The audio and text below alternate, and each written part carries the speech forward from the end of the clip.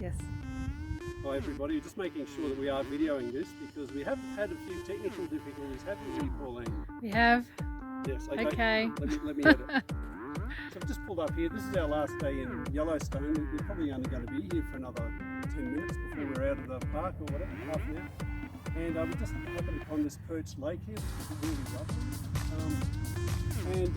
It's well above what the main Yellowstone lake is, so probably a lot of rainwater here. Probably also, I'd suspect there might even be some hydrothermal water here as well, because first impressions when you look at these dead pine trees here, you'll see that they're quite white, and I suspect that's probably silica from. We've seen lots of vent sites, and I do know that we're pretty close to the side of the caldera here. So this is quite possibly a now extinct fumarole site. So that's what I'm thinking is happening there with those. But they've been nice enough to leave us a couple of rocks to look at as well. So the first one we see here is some sort of an extrusive. I'd say it's probably a basalt or an intermediate of some kind.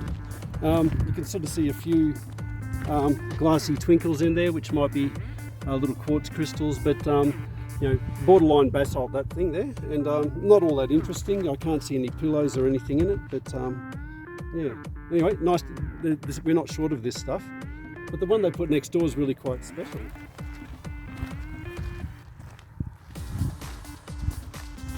This may be intrusive, I'm not sure, a hyperbyssal rock. But it's absolutely loaded with these xenoliths here. So you can see these different rocks that are actually part of the makeup of this rock. So we have a matrix of something, whether that's the same as the rock we just saw before, I'm not sure. But this is really quite deep. That's probably a lot of olivine in that thing there. So it's probably sort of almost mantle rock. But this big one here, down here, you can see that large one there looks very similar to the one we just looked at. So that's a xenolith of that stuff. And then we've got some rhyolite over here as well, I'd say. And this may even be a xenolith that's made of other xenoliths within. So really quite interesting, this rock. And where it's come from, nearby somewhere I guess, but they've plonked it here for us to have a look at. And then, yeah, and there's a couple of structures to it as well.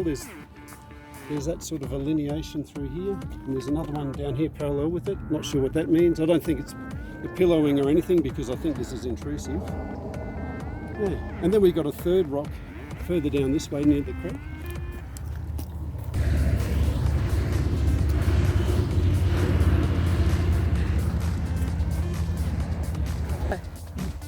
And just while we're walking to the next side, I'd just like to take this opportunity to thank our sponsors, Starbucks, for supplying us with my superpowers.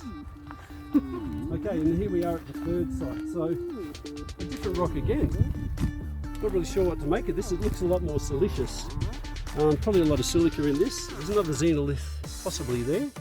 There's definitely another xenolith there. So, and also these xenocrysts. So possibly hornblende or tourmaline. I suspect tourmaline, they're really quite long. Yeah, and this has been taken from another site again, not sure where. Yeah, there you go, some geology.